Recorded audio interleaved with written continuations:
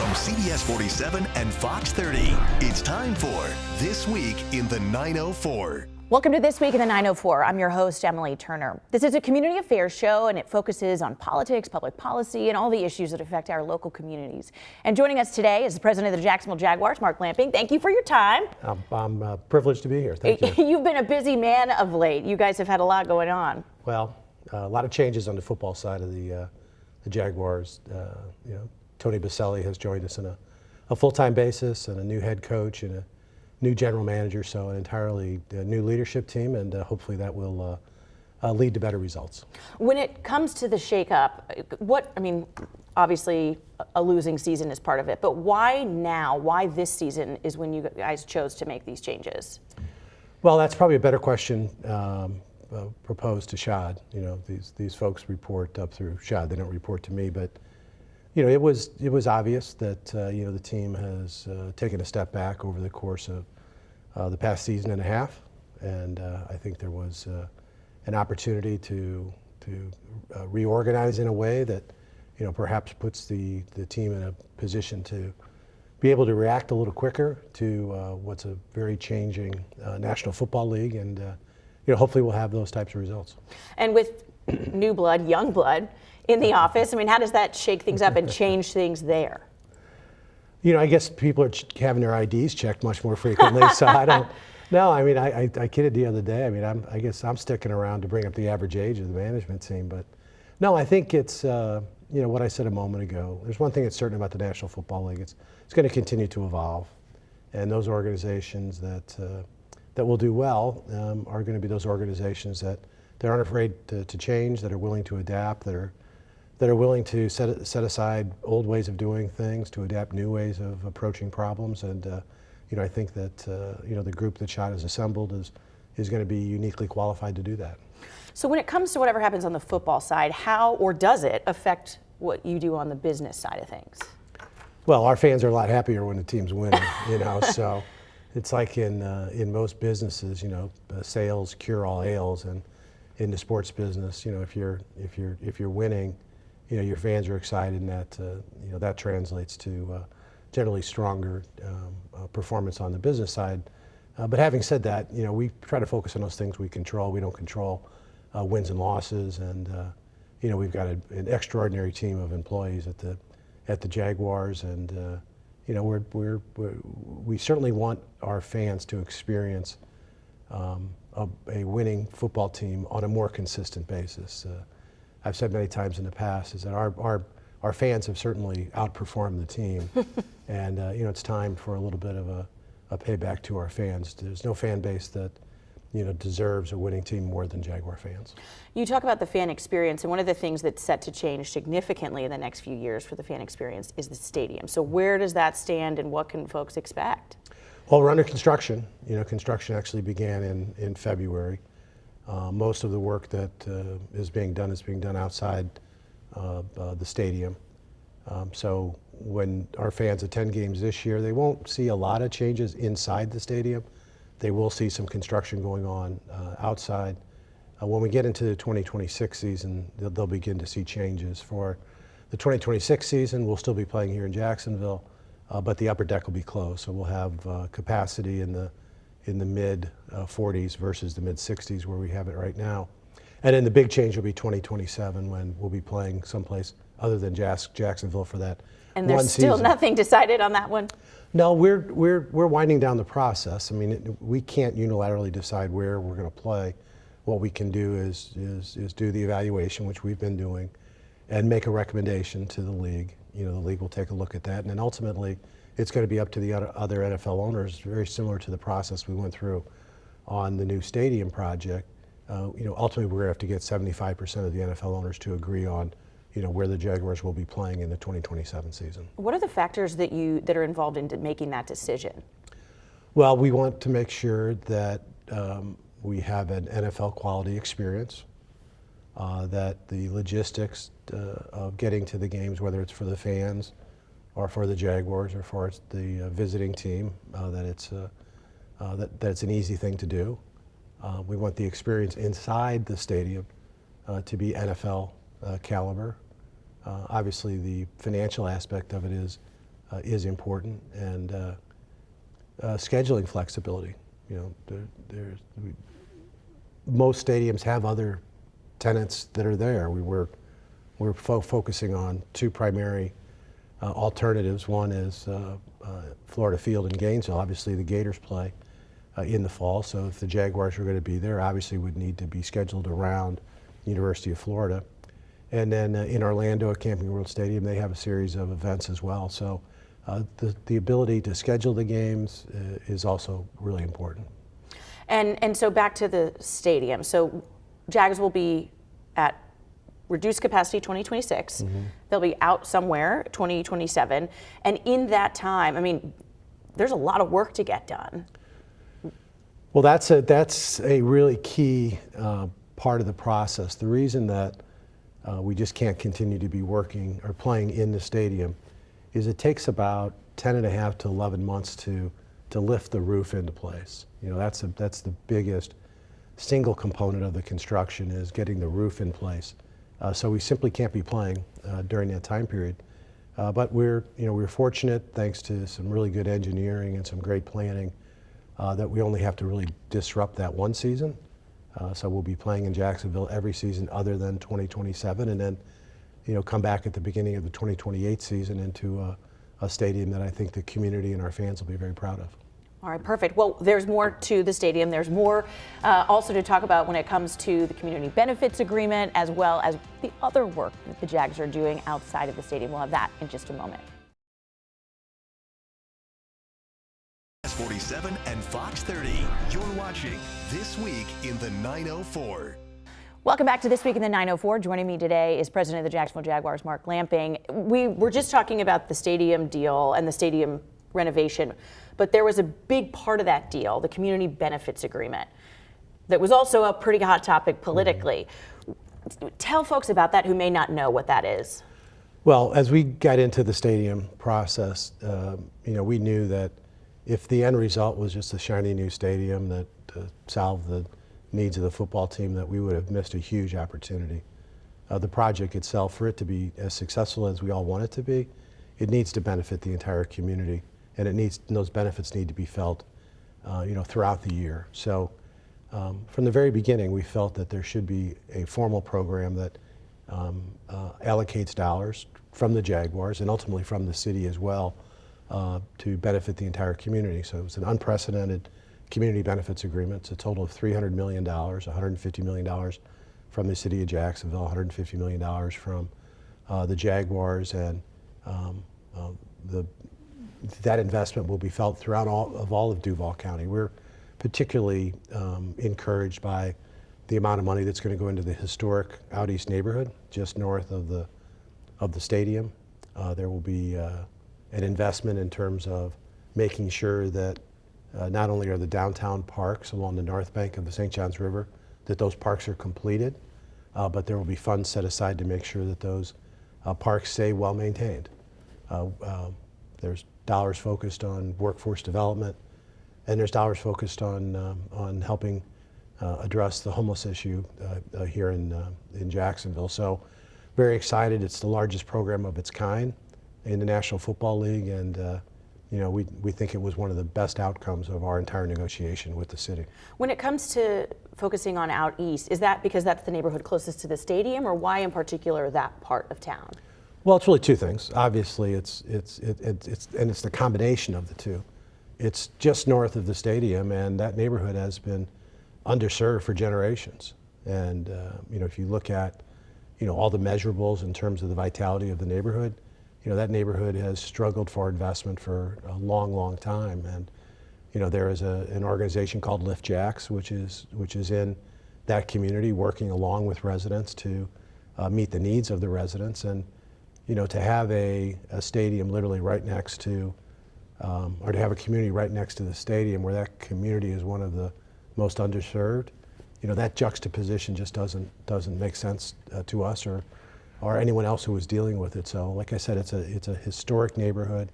It's been underserved for quite some time, and we're happy to be playing a small part in making sure that neighborhood gets the resources it deserves. And part of the stadium deal, and forgive me because I can't remember the name of it, the entertainment district, is that right? The sports entertainment district? Yes. What is the plan for that? What do you guys have in mind that's going to go there? Well, we wanted, as part of the agreement, that there was going to be some element of development beyond just the stadium. Because it is kind of just out there all by your lonesome. Well, it is and it isn't, because there's been a lot of investment in and around the sports district. Rise Doro, the apartments that have been developed, some of the adaptive reuse of buildings in and around the stadium. Those things are coming along. We have the new Four Seasons Hotel and Residences, which is out of the ground. We have a new office building that's been topped off. That's right across the street from the stadium. And then, as part of our agreement with the city, there's another parcel of property just to the west of our new office building that we will be developing in the future. We have to invest a minimum of $100 million into that property, and that investment needs to be completed no later than 2032. And what excites us the most about this whole process is that, as part of the stadium agreement, in conjunction with the community benefits agreement, these North Bank parks that will connect downtown to the sports complex, along with the Riverwalk, will be completed. And so literally from downtown all the way out to the sports complex, all of that property will be developed, most of it into parkland, which will serve as the backyard for hopefully more and more residents that will be moving downtown, but also the new Museum of Science and History, along with the development that we're doing. And finally, after many, many years of focusing on that part of downtown, we are at a point where we're assured it's going to be completed. And you guys are that entirety or just a portion of it? We're just a portion of it. Like I said, the majority of the property is actually going to be converted into parkland. So and that's city owned? That'll be city owned. We'll be participating, the Jaguars will be participating in making sure that those city parks are well maintained through a portion of our commitment to the community benefits agreement. But you also have the Museum of Science and History that will be there. And as I said earlier, the Four Seasons Hotel, which will be a real game changer, our new office building, new marina. So in what will be a sort of very quick process and not a real extended period of time, we're going to go from decades of no development to complete development within the next 4 or 5 years. Okay. And what were some of the challenges? Because the shipyards have been empty forever. I mean, I'm from Jacksonville. There's been nothing there. What do you think got you guys over the hump to finally be able to put something there? It was the confidence that Shad Khan has in downtown Jacksonville. I mean, what's been missing in the past is somebody who not only has the financial capacity to take on a project like this. I mean, this project is not without risk, but that you also have to have that person have a tremendous belief in downtown Jacksonville. And but for Shad Khan, projects like the Four Seasons would not happen here in Jacksonville. So what's been missing?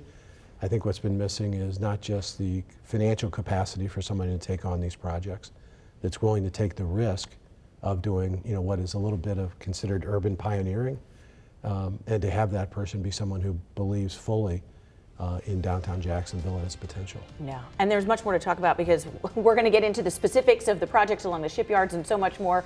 So be sure to stick around. We'll be right back. From CBS 47 and Fox 30, you're watching This Week in the 904. Welcome back to This Week in the 904. Our guest today is Mark Lamping, president of the Jacksonville Jaguars. We've kind of been talking about the development, and it's interesting, you use the term urban pioneer, and I feel like that's so applicable because there hasn't been anything there. Describe for folks who maybe have seen renderings, but what exactly, when all of this comes to fruition, it will look like on the North Bank, because it's just been bare forever. Right. Well, there's a lot of construction going on there right now. But so let's start. You guys are one of the first few to have cranes in the air. Yeah. Actually, there's 3 cranes right now that are on the North Bank. But let's start with the parcel that's the furthest east, and it's an area that many people are probably familiar with, Metropolitan Park. Mm-hmm. So what's going to happen with Metropolitan Park as part of the community benefits agreement, along with a commitment that the Jaguars made through our agreement with the city related to the Four Seasons Hotel, is Metropolitan Park will be remodeled, remade, redesigned. The Jaguars will be supporting the annual maintenance of that park. So it's one thing to create a park, it's another thing to make sure that they're well maintained and that they're programmed. So going from the east back towards the west, you have Metropolitan Park, and then you'll get to the parcel, which is the new Four Seasons Hotel and Four Seasons Residences. In front of the Four Seasons Hotel will be a new remodeled, redesigned city marina. Along with that marina, there will be a marina services building, which we have not had in the past. So a dockmaster's office, a ship store, a restaurant, restrooms and showers. Behind that will be a small park, and then there is a 6-story new office building, which has been topped out, where 3 of the 5 occupiable floors will be taken by the Jaguars and our business staff, and then the other 2 will be rented out. Continuing from that point, where if people went downtown right now and they would see that construction, moving further to the west is a parcel that the Jaguars acquired as part of our stadium agreement. That's the parcel where we need to invest a minimum of $100 million and complete the project by 2032. And then from that point, there's a small parcel. There's a little bit of a basin that potentially could be a new marina. There's a small parcel that'll be a park. And then you get to the new side of the Museum of Science and History. And then once you get past the Museum of Science and History, there's a very large parcel that traditionally was referenced many times as the shipyards, where you had the docks that actually went out into the St. Johns River. It's where the Orlick is currently located. All of that will be a brand new park. It's called Shipyards West Park. And is that you as well? Is that the Jags? No, that is the city. So, you know, the Jaguars' involvement is the Four Seasons Hotel, the office building, the marina services building, and then there's a parcel next to that we have to do. The 150. Other than that, it's either the Museum of Science and History or city-owned parkland. And we're really excited about that because we'll virtually go from having nothing developed on the North Bank to having everything completed between downtown and Metropolitan Park. Of all of the projects, what are you the most excited about? I'm excited about the parks, because I think that unlocks so many things. And with the parks comes the Riverwalk. Successful, vibrant cities, have a lot of things in common. One thing they have in common is they tend to be walkable. So people don't have to rely on their cars to get around the community where they live or where they work or where they're visiting. And having a Riverwalk on the North Bank that likes to be winding through these parks is going to be such a tremendous experience. And then you have the spectacular nature of the St. Johns River in and of itself, one of the most historic rivers in the United States. So getting the parks done, having a real tourist attraction in terms of the Museum of Science and History, and then of course the first of its kind in this marketplace, a 5-star plus hotel in the Four Seasons. There's some risk that is associated with it. You mentioned it earlier. I mean, right now, as downtown stands, is there a need for a 5-star hotel? Like, what are you going to do? So when you decide to take that risk, to put such a big investment there, what were the pros and cons in making that decision? I mean, you had to have guessed this is going to actually be something. It'll come to fruition, even though for decades downtown hasn't. Well, it takes someone with Shad's confidence in downtown. No, this project certainly has its level of risk. Shad is prepared to accept that risk. It takes people like that to come into your community that, whether they're already in the community or they come into your community, that have such a belief that they're willing to take on the risk. And this isn't a project that is being done because of all the money it's going to make. It's being done because it has the potential to be transformative for downtown. And to a degree, downtown is vibrant, and more people are living there, more people are working there, more people are visiting. That's going to help the Jaguars. So this isn't just a simple benevolent move by Shad. Yes, Shad is taking significant risk, and he's investing significant dollars. The biggest private investment in the history of the city, is being made by Shad Khan. but he's doing that because he believes in downtown Jacksonville. And as you talk specifically about a 5-star hotel, there's nothing like that downtown. We do know in studying the hotel market that there is a certain percentage of hotel rooms that are not price sensitive. And what the Four Seasons will have to do is going to have to capture, a sizable portion of that. And we believe that there's no question that will occur because the quality of the hotel will be nothing like Jacksonville has ever seen. 2 other investments, the Fairgrounds and then the hotel out at the beach. What's the future of those 2? Well, let's start with the Fairgrounds. Shad has purchased that property, closed on it in the last 60 days. It has been leased back to the Jacksonville Agricultural Fair, so they will have the fair on that fairground site again this fall.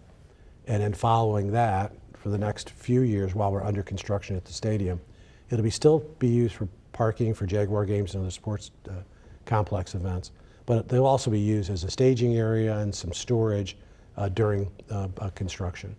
And then ultimately, once all the construction is complete, then there will be a determination what's the highest and best use of that property. We always can use more parking around the stadium. As far as the Seahorse Inn is concerned, and the Lemon Bar, that's up and running. It's things are going well there. I know that there will be plans at some point in time to totally reimagine that.